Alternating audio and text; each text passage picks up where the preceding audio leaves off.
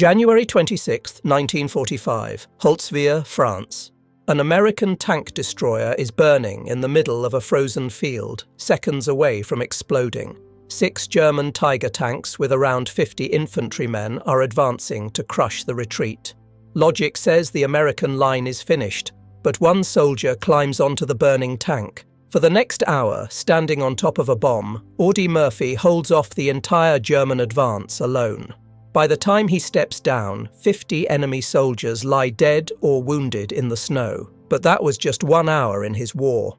By the time he went home, this child had 241 confirmed kills and every medal for valor this country could give. But how did a 5'5", 110-pound kid, rejected by the Marines and the Navy, become the most decorated American soldier of World War II? This is the story of the boy who saved the world. This is the story of real Captain America without serum. It's June 20th, 1925. Calvin Coolidge is president. The Model T costs $290, and in Hunt County, Texas, a sharecropper's wife gives birth to her 7th child. They're so poor they don't even have a name picked out. They just name him after the neighbor who helped with the delivery, Audie Murphy. They called him Little Britches. He was so small and the family so poor that he constantly outgrew his pants and they couldn't afford new ones. But poverty taught him a skill that would one day terrorize the German Wehrmacht. It taught him how to shoot. And in one story often repeated by those who knew him, adults once took him on a hunt and sent him off to have fun.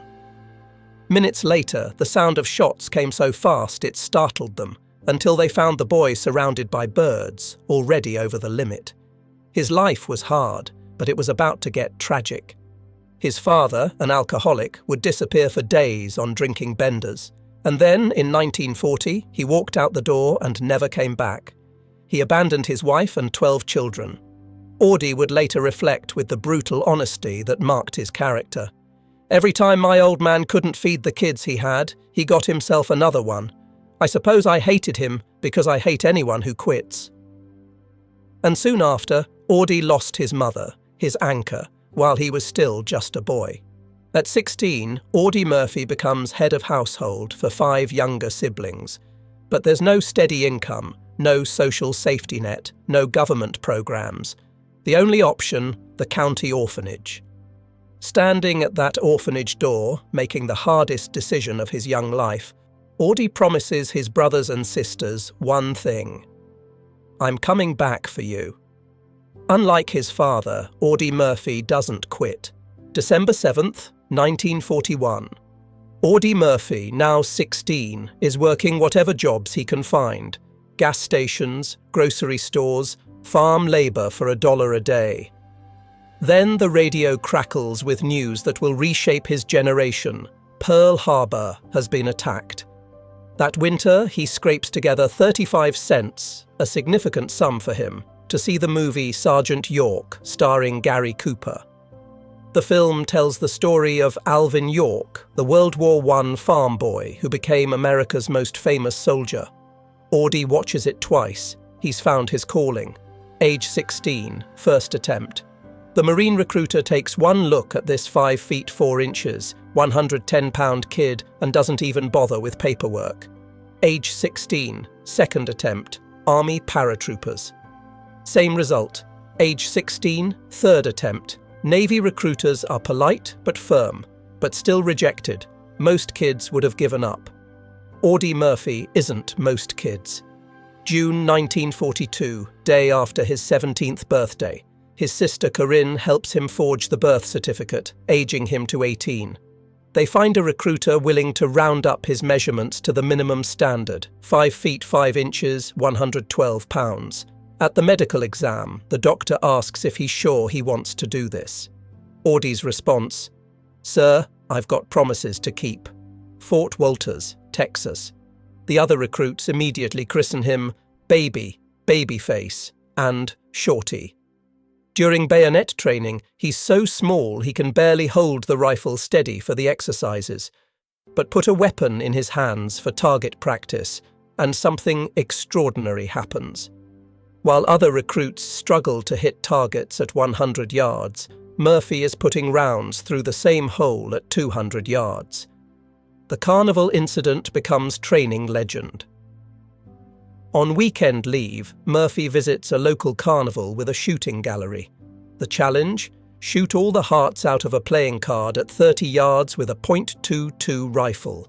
Prize, $25, more than a month's military pay in 1942. Murphy steps up, fires 5 shots, and puts a bullet dead center through each heart on the card. The carnival operator refuses to pay, claiming it's impossible. Murphy fetches his commanding officer, who informs the carnival, "Pay my soldier his winnings, or this entire base is off limits to your operation." They pay, but ban Audie Murphy from all future shooting contests. February 1943, 17-year-old Private Murphy ships out to North Africa with Company B, 15th Infantry Regiment, 3rd Infantry Division. He's about to begin 27 months of continuous frontline combat, July 1943. The Allied invasion of Sicily is Murphy's introduction to real warfare. His unit lands at Licata, and within days they're pushing inland through olive groves and ancient stone villages. Murphy's first combat assignment: lead a patrol to scout German positions. Moving through a vineyard at dawn, he spots movement: 2 German forward observers setting up to call artillery on American positions. This is it, the moment every soldier dreads and trains for. The Germans see they've been spotted and bolt. Murphy drops to one knee, steadies his M1 carbine, and fires twice. Both Germans drop. His patrol reaches the bodies.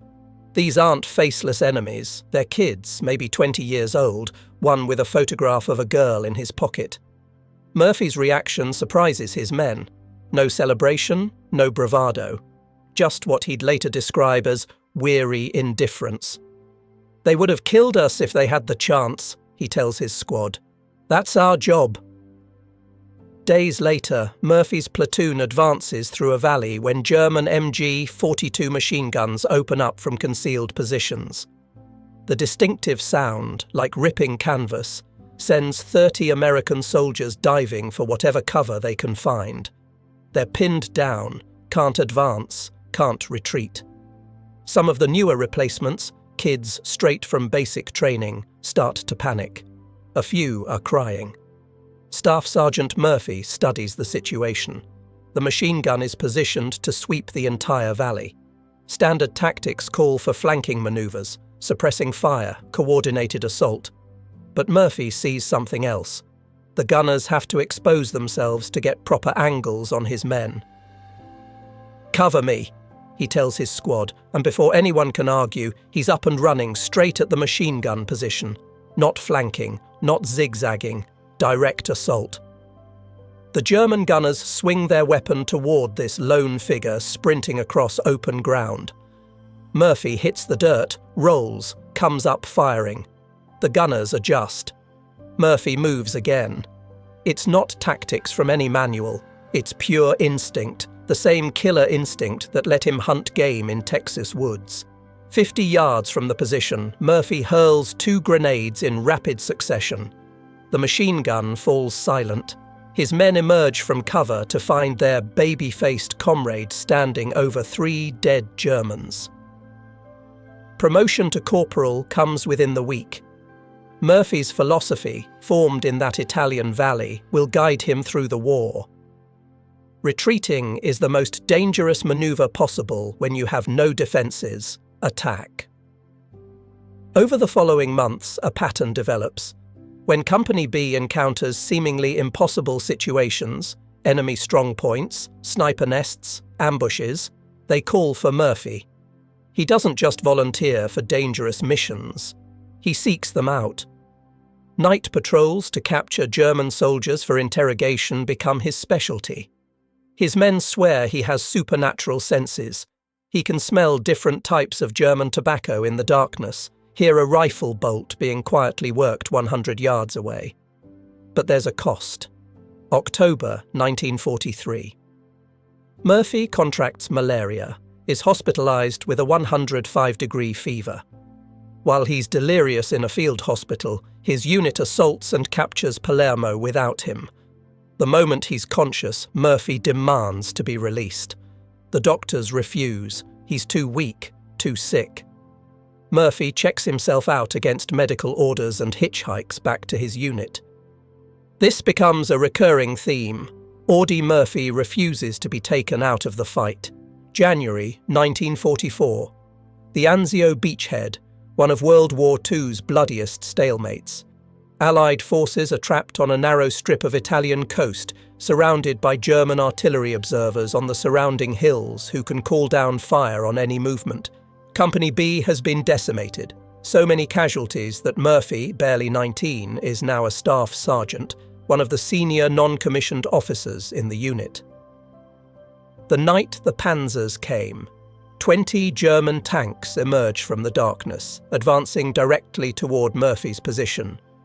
American anti-tank weapons are woefully inadequate against these armoured monsters. Murphy calls for artillery support, and by sheer luck, the first barrage disables the lead tank. But 19 others keep coming. As his men prepare to fall back, Murphy spots something. The disabled tank is still smoking in no man's land, and he can hear German voices, a repair crew trying to get it operational again. If they fix that tank, it'll spearhead another attack tomorrow night, Murphy tells his squad leader. We can't let that happen. What happens next defies military logic. Murphy volunteers to lead a patrol, at night, across open ground, to destroy an enemy tank that's being guarded by German infantry. But lead isn't the right word.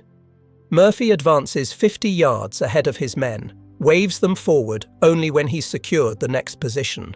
He's not leading from behind, he's hunting. Reaching the disabled Panzer, Murphy discovers the crew has left the hatch open while they work on the engine. He arms 2 Molotov cocktails, but they fail to ignite when thrown. Murphy's solution is pure Texas audacity. He climbs onto the tank, drops a live grenade through the open hatch, then sprints away as the ammunition inside begins detonating. But he's not done. Using a drainage ditch for cover, he fires 6 rifle grenades into the tank's treads, ensuring it can never be repaired. The bronze star with V device for valor is his first major decoration. It won't be his last. Operation Dragoon. The Death of Innocents. August 15th, 1944. The Forgotten D-Day. The Allied invasion of southern France. Murphy's unit storms ashore near Saint-Tropez, then pushes inland through pine forests toward German defensive positions. They emerge from a tree line to face a vineyard with a hill beyond. German machine guns immediately open fire from the crest, killing 1 man in Murphy's squad and wounding another. Standard procedure: call for artillery, wait for air support, organise a coordinated assault. Murphy's best friend, Laddie Tipton, volunteers to join him in a direct assault. They advance up that hill using fire and movement tactics. One shoots while the other moves, leapfrogging toward the German positions. It's working. They knock out 2 machine gun nests with grenades. A third position raises a white flag, universal signal for surrender. Tipton stands up to accept the surrender. The Germans shoot him through the heart. What happens next is witnessed by Murphy's entire company. According to their accounts, a demon entered his body. Murphy charges the remaining 40 yards to the German position alone, hip-firing a captured German machine gun. He clears 2 more machine gun nests single-handedly, killing 6 Germans, wounding 2 more, and taking 11 prisoners. When the hilltop is secured, his men find Murphy sitting beside Tipton's body, holding his dead friend and crying. It's the only time they ever see him break down. The Distinguished Service Cross, second only to the Medal of Honor, recognizes his actions that day. But something fundamental has changed in Audie Murphy. The rampage begins. After Tipton's death, Murphy's fellow soldiers notice a difference. Audie was absolutely pissed, one veteran recalled. From then on, if we were pinned down by sniper fire, machine gun fire, or if there was a strange noise in the attic and you were scared of the dark, everybody called Audie Murphy. October 1944. In the Vosges Mountains of eastern France, Murphy earns 2 silver stars in 3 days, an almost unprecedented achievement. The citations are classified for decades because the actions described seem impossible. But October also brings consequences. A German sniper's bullet tears through Murphy's hip. Gangrene sets in. He's evacuated to a field hospital, then a base hospital in England. The doctors are clear. He needs months of recovery, possibly surgery. The war is over for him. Murphy has a different plan. After 6 weeks, he checks himself out of the hospital against direct medical orders and hitchhikes his way back to France, back to Company B. When he rejoins his unit, something remarkable has happened. He's been given a battlefield commission. Former Private Murphy is now Second Lieutenant Murphy, commanding the same company he once served in as an enlisted man. Company B has been reduced from over 100 men to just 40. Murphy, at 19, is now responsible for keeping these men alive. January 1945. They're deployed to the Colmar Pocket, Germany's last major foothold in France. Intelligence reports indicate a massive German counterattack is imminent.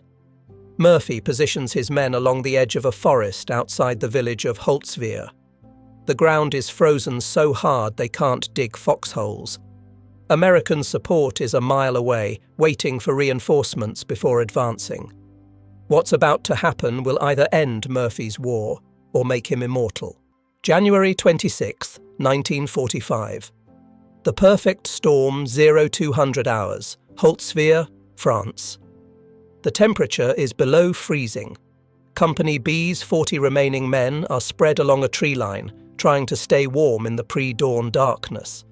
German voices carry across the frozen fields from the village 400 yards away. Second Lieutenant Murphy establishes his command post in a drainage ditch beside the main road, armed with his M1 carbine, field telephone and binoculars. 2 M10 tank destroyers provide their only heavy support, one positioned on the road, another 40 yards ahead toward the village. Murphy knows they're in trouble. His men can't dig proper foxholes in the frozen ground. They have to keep moving to prevent frostbite. And intelligence reports suggest the Germans are planning something big. What Murphy doesn't know is that 6 Panzer tanks and 250 Wehrmacht infantry are moving into position for a dawn assault. 1,400 hours. The sound of thunder. The rumble of engines echoes across the frozen fields. Through his binoculars, Murphy watches 6 German tanks emerge from Holzwihr, followed by waves of white camouflaged infantry. This isn't a probe or a raid. This is a full-scale assault designed to break through American lines and reach the Rhine River. Murphy immediately calls for his men to prepare defensive positions deeper in the woods, then gets on the field telephone to request artillery support. The German advance is methodical, professional. These aren't green recruits, but veteran Wehrmacht soldiers. The first crisis comes quickly. The rear M10 tank destroyer takes a direct hit, killing the commander and gunner instantly. The surviving crew abandons the burning vehicle and retreats toward American lines. The second M10, in a more exposed position, attempts to reverse into the safety of the tree line but slides into the drainage ditch. Stuck at an angle that makes its main gun useless, Sergeant Keyes and his crew also abandon their vehicle. Company B now faces 6 Panzer tanks and 250 infantry with nothing but small arms. The impossible decision standard military doctrine is clear. When facing overwhelming armour without anti-tank support, retreat immediately. Murphy orders Company B to fall back to prepared positions in the woods while he remains at his command post, directing artillery fire to cover their withdrawal. But Murphy sees something his men don't. The abandoned M10 tank destroyer has a functioning .50 caliber machine gun mounted on its turret, and its position on the road gives a clear field of fire across the entire German advance. The problem? The M10 is burning. Its ammunition could detonate at any moment. Getting on that vehicle is tantamount to suicide. Audie Murphy climbs onto the burning tank destroyer. One man against an army. What happens next is witnessed by American artillery observers, Murphy's retreating soldiers, and surviving German veterans who lived to tell the tale. Standing completely exposed on a burning vehicle loaded with high explosive ammunition, Murphy begins engaging 250 German infantry with the .50 caliber machine gun. The sound of that machine gun, the heavy rhythmic hammering, becomes the only thing standing between Company B and annihilation. German infantry, advancing in extended formation across the open fields, suddenly find themselves under devastating fire from an unexpected direction. Men drop, others dive for cover, but there's precious little cover in the frozen fields. Meanwhile, German tank commanders face an impossible choice: advance toward the American tree line but risk their infantry being cut down, or assault the tank destroyer directly and lose the protection it inadvertently provides by blocking their line of sight. For 30 minutes, Murphy holds off the entire German advance alone. The radio call that made history.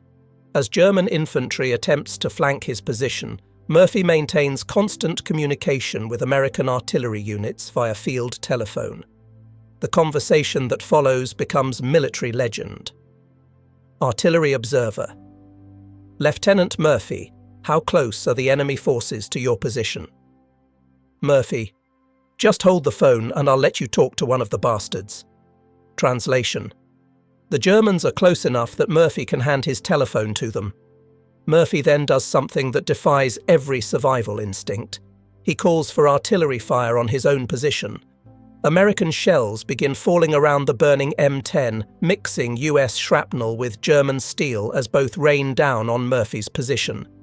But Murphy's luck and skill hold.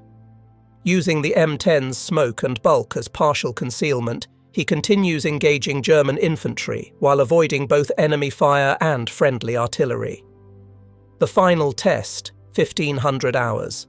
Murphy spots movement in the drainage ditch, 12 German soldiers attempting to flank his position.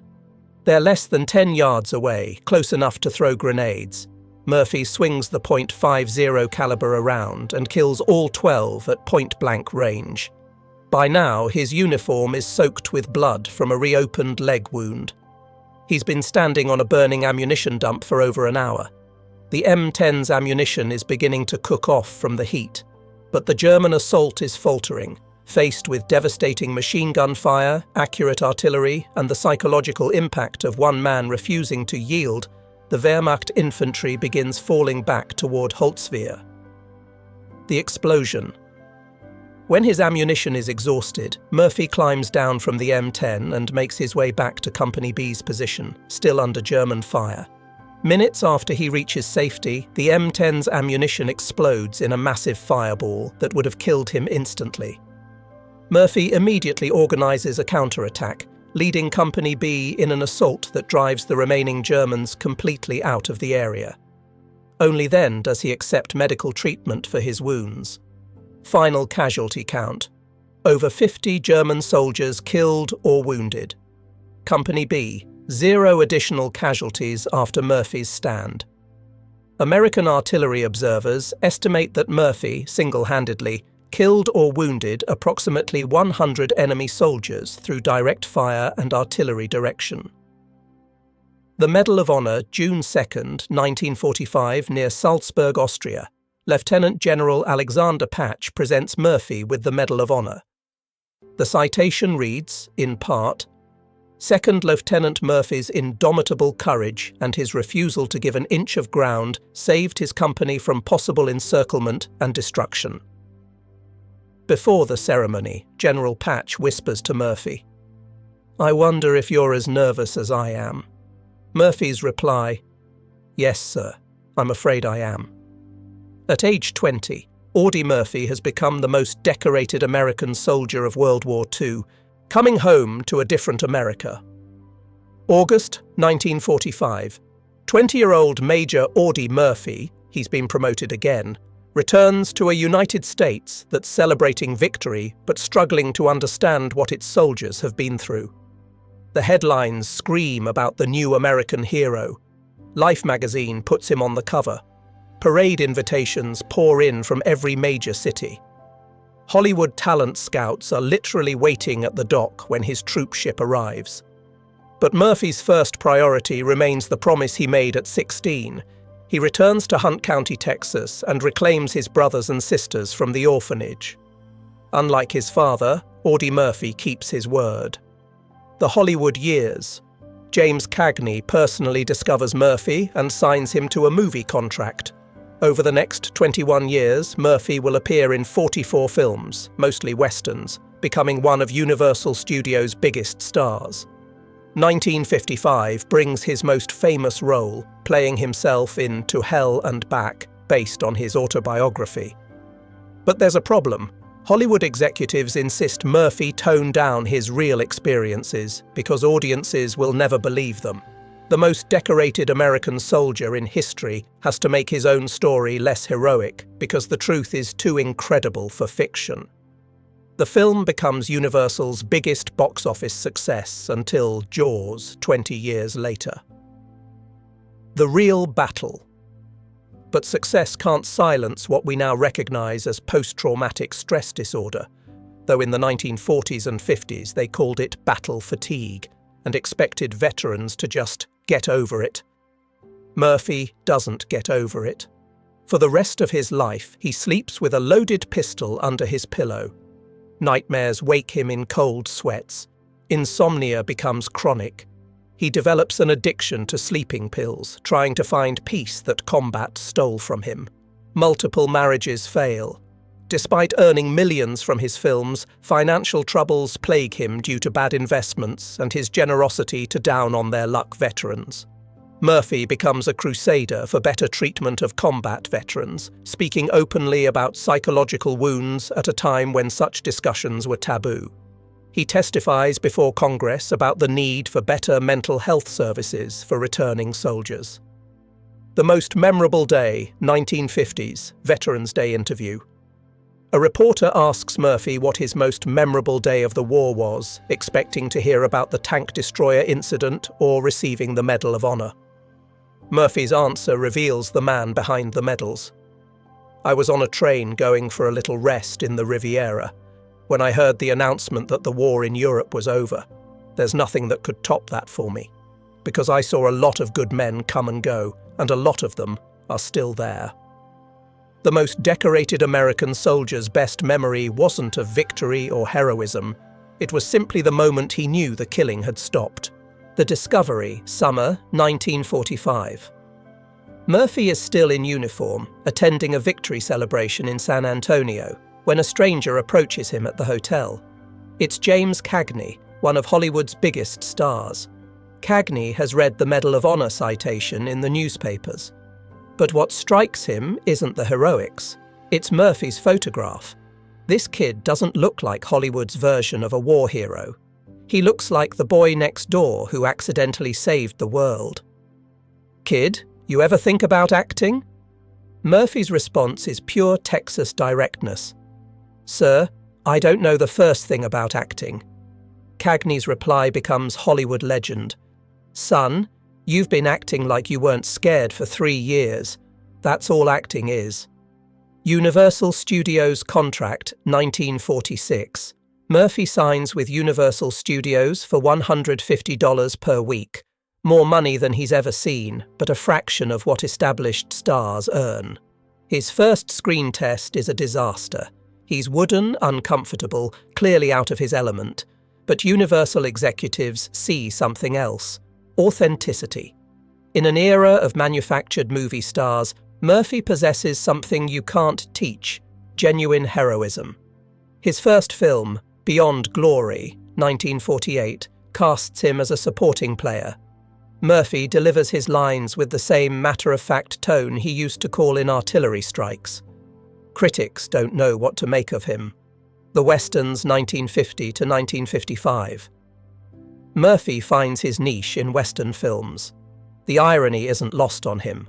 The boy who learned to shoot hunting rabbits for food is now playing cowboys for entertainment. But these aren't typical Hollywood westerns. Murphy insists on realistic gunfights, actual horsemanship, authentic weapons handling. Directors learn quickly. Don't try to teach Audie Murphy how to handle a weapon. The Kid from Texas, 1950, makes him a star. Playing Billy the Kid, Murphy brings a psychological complexity to the role that surprises critics. This isn't a glamorous outlaw, it's a damaged young man who's seen too much violence. To Hell and Back, The Impossible Project. 1955, Universal Studios approaches Murphy with an unprecedented offer: play himself in the film adaptation of his autobiography. The problem? His real exploits are too incredible for audiences to believe. Real Murphy versus Movie Murphy. Real Murphy stood on burning tank destroyer for over an hour. Movie Murphy, scene lasts 10 minutes maximum. Real Murphy called artillery on his own position. Movie Murphy, this detail is completely removed.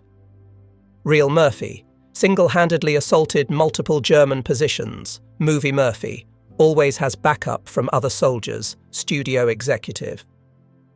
Quote, Audie, if we show what you actually did, audiences will think it's science fiction. The film becomes Universal's biggest box office success until Jaws 20 years later, earning over $10 million, massive for 1955. The Nightmares. Every night, the war comes back. Murphy's first wife, Wanda Hendricks, married 1949, later describes their bedroom. Audie kept a .45 pistol under his pillow, another in the nightstand, and a carbine leaning against the wall. He'd wake up screaming, sometimes swinging at enemies that weren't there. Specific incident, 1950. Murphy wakes up in the middle of the night, grabs Hendricks by the throat, thinking she's a German soldier. Only her screaming brings him back to reality. The explanation he gives reporters: sometimes the war doesn't know it's over. The sleeping pill addiction. Unable to sleep naturally, Murphy begins taking increasingly large doses of prescription sleeping pills. Seconal, Nembutal, anything that promises unconsciousness without dreams. 1951. His dosage is so high that doctors warn of potential overdose. Murphy's response: Doc, I'd rather risk dying in my sleep than keep living in my nightmares. The VA's solution: get over it. You're a hero, act like one. Financial destruction. Despite earning millions from films, Murphy makes catastrophic financial decisions. 1952. Invests $250,000 in a Texas oil venture that turns out to be a scam. 1954. Loses $100,000 backing a friend's restaurant chain. 1960. Owes $750,000 in back taxes after trusting an accountant who embezzled his payments. But the real financial drain: Murphy can't say no to down-on-their-luck veterans. He pays for medical treatments, mortgage payments, children's educations. His accountant estimates he gave away over $1 million to fellow veterans. The marriage casualties: Wanda Hendricks, 1949 to 1950. Divorced after 14 months. She later tells reporters, I married a war hero. I lived with a man who was still fighting a war that ended 5 years ago. Pamela Archer, 1951 to 1971. His second marriage lasts, but barely. Pamela endures decades of midnight terrors, erratic behaviour, and Murphy's inability to discuss his emotions. Murphy's explanation to friends: I'm great at killing enemies, I'm not so good at living with people. The Congressional Testimony, 1969. Murphy becomes one of the first prominent Americans to testify before Congress about combat-related mental health issues. His opening statement: Gentlemen, we're sending boys to Vietnam who are going to come home with the same problems I've had for 24 years. The only difference is I had to figure out how to survive them alone.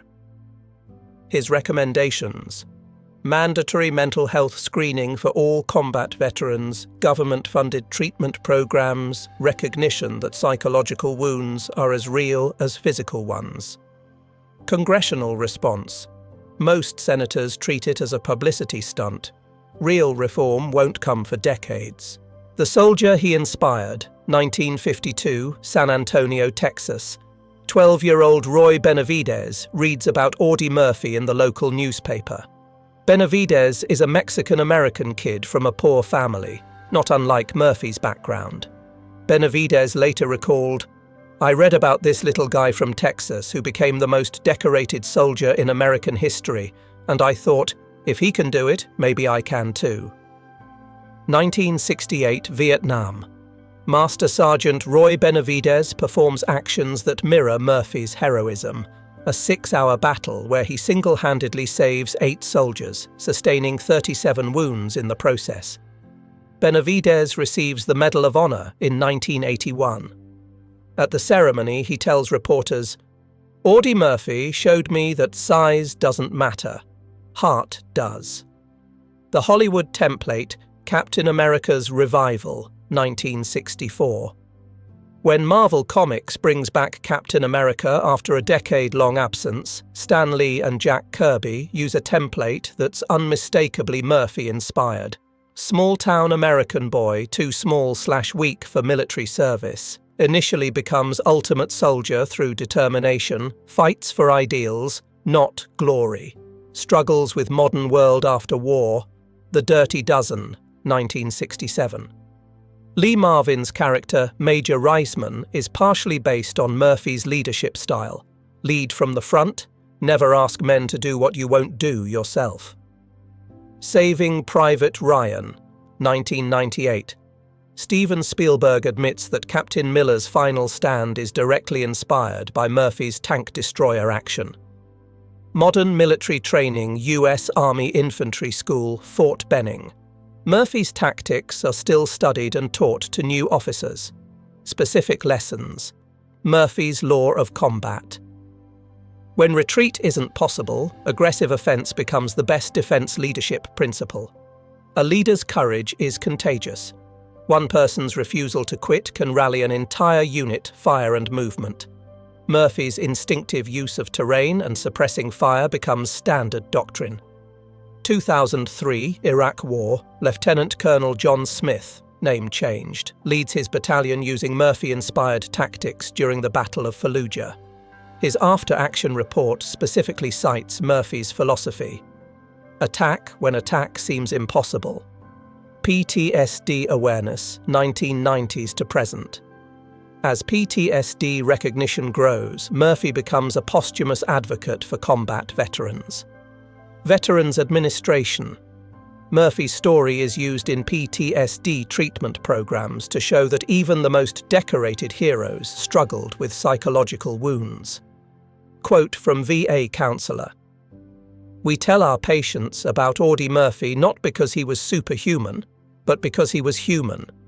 If the most decorated soldier in American history needed help dealing with his war experiences, it's okay for them to need help too."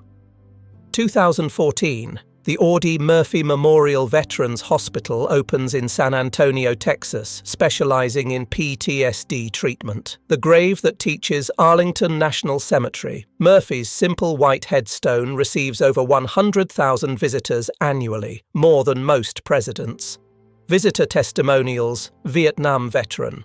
"I come here when I need to remember that heroes aren't born, they're forged." Iraq War veteran.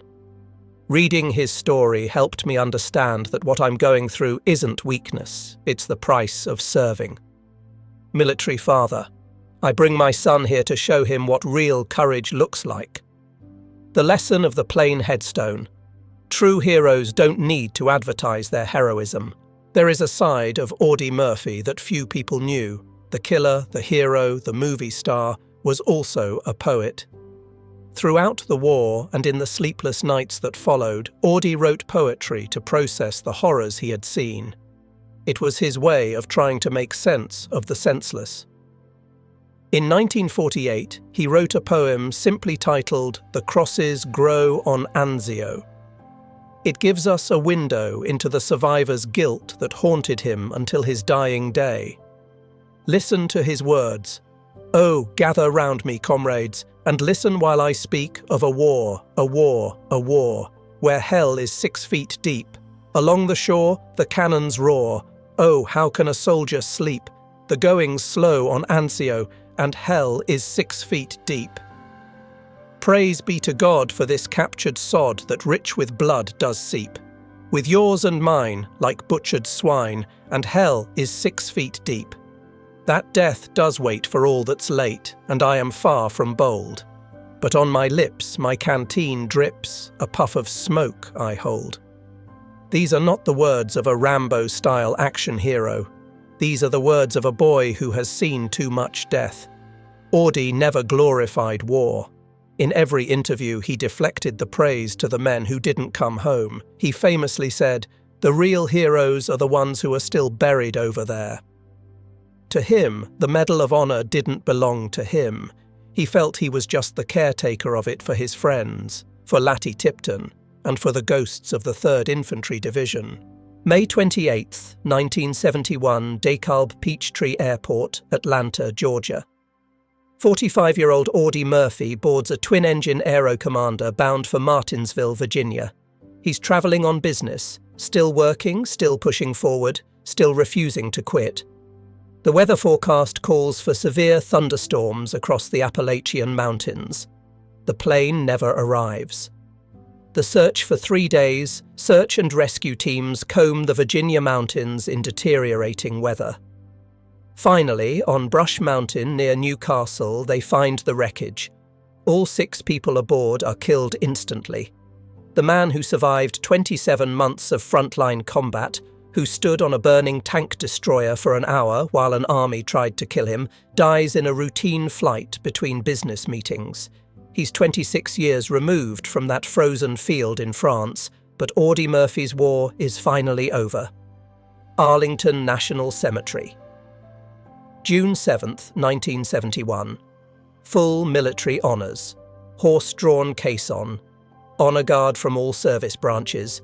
Thousands of mourners, including veterans who served with him and Hollywood stars who worked with him. But the most revealing detail is what's missing. Audie Murphy specifically requested that the gold lettering reserved exclusively for Medal of Honor recipients be omitted from his headstone. He wanted the plain white marble of an ordinary soldier. The inscription reads simply, Audie L. Murphy Major, United States Army, World War II, Korea Medal of Honor, 1925 to 1971.